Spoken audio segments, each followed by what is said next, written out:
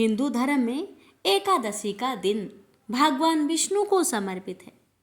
साल में 24 एकादशी पड़ती है। एकादशी पर भगवान विष्णु के व्रत और पूजन का विधान है। इस दिन भगवान के व्रत और पूजन से विशेष लाभ मिलता है। हर एकादशी का अपना महत्व है। इन्हीं में एक जया एकादशी भी है, जो हर वर्ष माघ माह के शुक्ला पक्ष की एकादशी तिथि को जया एकादशी कही जाती है।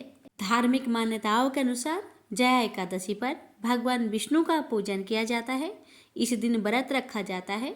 धार्मिक मान्यताओं के अनुसार जया एकादशी के दिन जो भी भगवान विष्णु जी की पूजा उपासना करता है, उसके जीवन के सभी दुख और कष्ट दूर होते हैं, साथ ही जीवन सुखमय हो जाता है।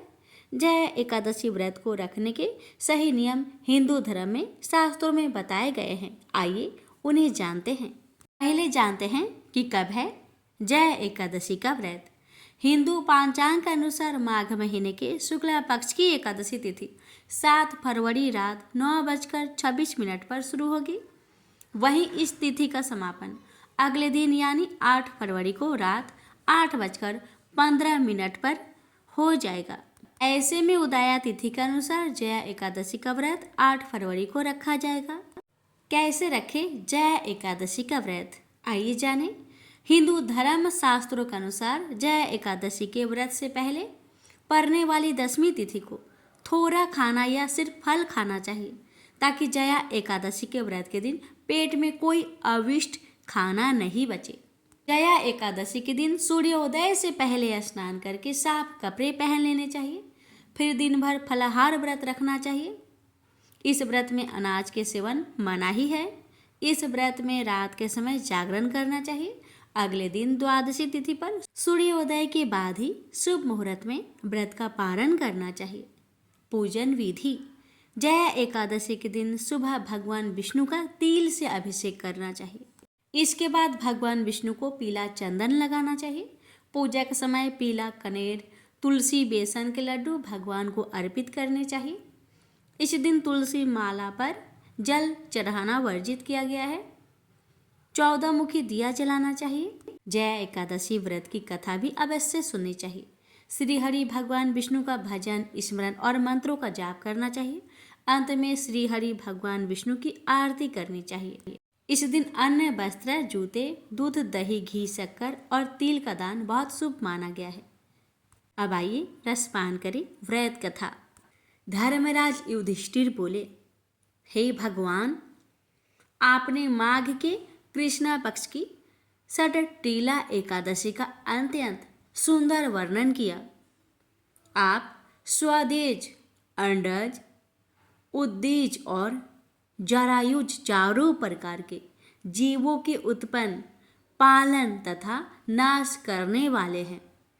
अब आप कृपा करके माघ शुक्ल एकादशी का वर्णन कीजिए। इसका क्या नाम है, इसके व्रत की क्या विधि है और इसमें कौन से देवता का पूजन किया जाता है। श्री कृष्ण भगवान कहने लगे कि हे राजन, इस एकादशी का नाम जया एकादशी है। इसका व्रत करने से मनुष्य ब्रह्म हत्या आदि पापों से छूटकर मोक्ष को प्राप्त होता है तथा इसके प्रभाव से भूत, पिशाच आदि योनियों से मुक्त हो जाता है। इस व्रत को विधि पूर्वक करना चाहिए। अब मैं आपसे पद्म पुराण में वर्णित इसकी महिमा का एक कथा सुनाता हूँ। भगवान कहने लगे कि एक समय देवराज इंद्र स्वर्ग में राज करते थे और अन्य सब देवगण सुखपूर्वक स्वर्ग में रहते थे।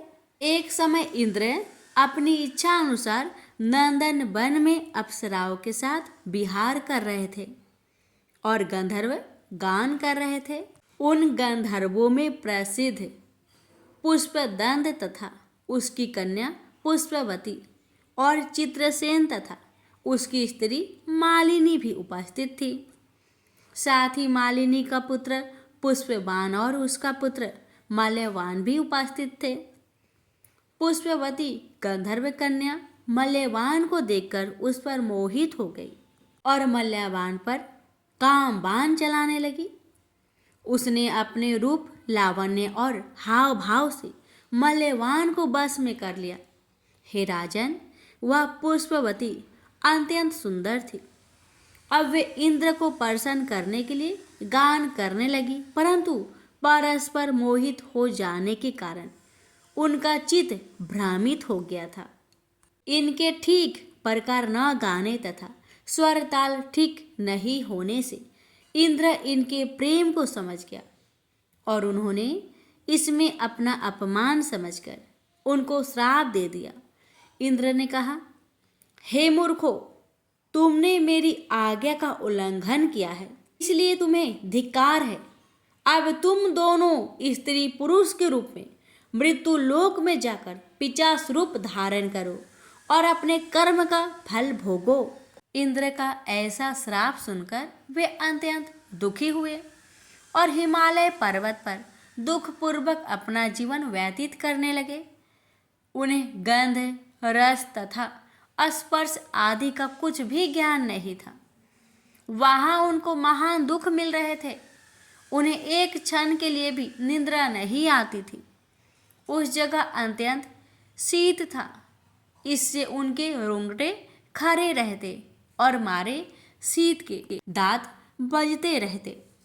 एक दिन पिशाच ने अपनी स्त्री से कहा कि पिछले जन्म में हमने ऐसे कौन सा पाप किए थे जिससे हमको यह दुखदायी पिशाच योनि प्राप्त हुई। इस पिशाच योनि से तो नरक के दुख सहना ही उत्तम है, अतः हमें अब किसी प्रकार का पाप नहीं करना चाहिए। इस प्रकार विचार करते हुए वे अपने दिन व्यतीत कर रहे थे। देव योग से तभी माघ मास में शुक्ला पक्ष की जया नामक एकादशी आई। उस दिन उन्होंने कुछ भी भोजन नहीं किया और ना कोई पाप कर्म ही किया, केवल फल फूल खाकर ही दिन व्यतीत किया और सायंकाल के समय महान दुख से पीपल के वृक्ष के नीचे बैठ गए। उस समय सूर्य भगवान अस्त हो रहे थे। उस रात को अत्यंत ठंड थी, इसी कारण वे दोनों शीत के मारे अति दुखित होकर मृतक के समान आपस में चिपटे हुए पड़े रहे। उस रात्रि को उनको निद्रा भी नहीं आई। हे राजन, जया एकादशी के उपवास और रात्रि के जागरण से दूसरे दिन प्रभात होते ही उनकी पिशाच योनि छूट गई। अत्यंत सुंदर गंधर्व और अप्सरा की देह धारण कर सुंदर वस्त्र भूषणों से अलंकृत होकर उन्होंने स्वर्ग लोक को प्रस्थान किया। उस समय आकाश में देवता उनकी स्तुति करते हुए पुष्प वर्षा करने लगे। स्वर्ग लोक में जाकर इन दोनों ने देवराज इंद्र को प्रणाम किया। इंद्र इनको पहले रूप में देखकर अत्यंत आश्चर्यचकित हुआ और पूछने लगा कि तुमने अपनी पिशाच योनि से किस तरह छुटकारा पाया, सो सब बतलाओ।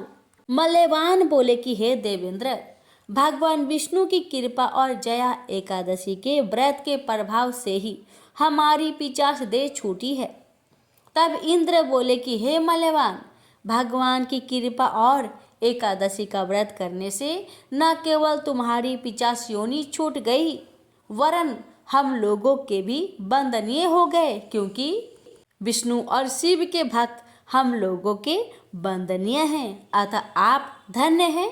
अब आप पुष्पवती के साथ जाकर विहार करो। श्री कृष्ण भगवान कहने लगे कि हे राजा युधिष्ठिर, इस जया एकादशी के व्रत से बूढ़ी योनि छूट जाती है। जिस मनुष्य ने इस एकादशी का व्रत किया है उसने मानो सब यज्ञ जप दान आदि कर लिए। जो मनुष्य जया एकादशी का व्रत करते हैं वे अवश्य ही 1000 वर्ष तक स्वर्ग में वास करते हैं। प्रेम से बोलिए जय श्री हरि। अब सुनिए 11 माता की व्रत कथा। एक बुढ़िया माँ एक बार 11 माता का व्रत रखी। बड़े ही भाव भक्ति से पूजा अर्चना की। उन्हें वृद्ध अवस्था में क्या बाधा थी, वो तो अपने पुत्र पौत्रों की सुख सुविधा के लिए व्रत रखने लगी। वे दिन भर तो जरा कठोर मन करके अपनी प्यास को रख रही। दिन में पूजा पाठ किया, कथा सुनी और पंडित जी को मिट्टी के पात्र में भरकर पानी और ऋतुफल दान दिया। दोनों भर भर कर बूरा वितरण किया। उन्हें गर्मी के कारण बहुत बेचैनी हो रही थी। इस कारण से बड़ी देर तक पानी में पड़ी रही और पानी की कुल्ला करती रही, मुंह धोती रही। तब कहीं थोड़ा बहुत धैर्य बंध पाया। धूप तो तेज पड़ रही थी, इस कारण बार बार मुंह सूख रहा था। बूढ़ी माँ बहुत बेचैन हो रही थी। एक बुढ़ापा और दूसरे ये भयंकर गर्मी, वृद्ध अवस्था की स्थिति तो कुछ दूसरे ही प्रकार की होती है। ऐसे तैसे रो धो के दिन कट पाया। अब पहाड़ सी रात सामने थी, उसका काटना बड़ा ही कठिन दिखाई दे रहा था। खटिया पर पड़े शांति नहीं मिल रही थी। वे बार बार करवट बदल रही थी। अनेक बार वो बाहर जाती और भीतर आती। उन्हें घर के अंदर शांति नहीं थी। वे पड़ी पड़ी एकादशी माता का स्मरण करती रही। वे कहती रही कि हे माता जी, आप मेरी लाज रखेगा, आप ही मुझे शक्ति दे दीजिएगा जिससे मैं भली भांति आपका व्रत कर सकूं और ये पहाड़ सी रात शांति पूर्वक व्यतीत हो सके। प्यास के कारण बूढ़ी माँ की बेचैनी तो बढ़ ही रही थी। उन्होंने धैर्य रखने का बहुत प्रयास किया, किंतु सहनशीलता की सीमा टूट गई और वे घबराकर एकदम चिल्ला पड़ी। बोली, बचाओ बचाओ बचाओ।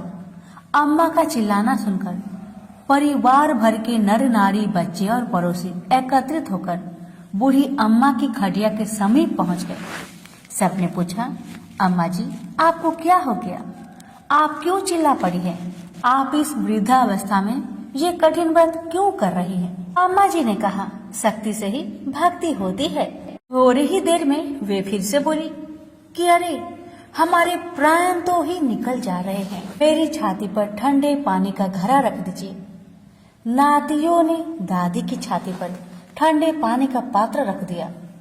तब कहीं उन्हें थोड़ा बहुत आराम मिला और थोड़ी देर के लिए उन्होंने अपनी आंखें बंद कर ली। एकादशी माता ने सोचा कि ये बूढ़ी अम्मा है तो बहुत कठोर, जरा जाकर उसकी परीक्षा लेनी चाहिए। वे आधी रात को मुर्गा बनकर टेर लगाने लगी। मुर्गा की आवाज सुनकर दादी जल्दी से उठी और बाहर जाकर आसमान की ओर देखा, किंतु आसमान में कहीं उन्हें प्रातःकालीन तारा दिखाई नहीं दिया। वे सोचने लगी कि ये मुर्गा क्यों और कैसे बोल गया है। ये तो आधा रात मालूम प्रतीत होता है। उन्हें प्यास तो बहुत लग ही रही थी। थोड़ा बहुत उनका मन भी विचलित होने लगा था, किंतु अंत में उन्होंने दृढ़ निश्चय किया कि मैं अब व्रत को पूर्ण करके ही छोड़ूंगी, चाहे कुछ भी हो जाए, मेरा प्राण ही क्यों ना निकल जाए। ये सोचकर फिर वे खटिया पर शिथिल होकर सो गई। थोड़ी ही देर में एकादशी माता ने उनकी फिर से परीक्षा लेनी चाहिए।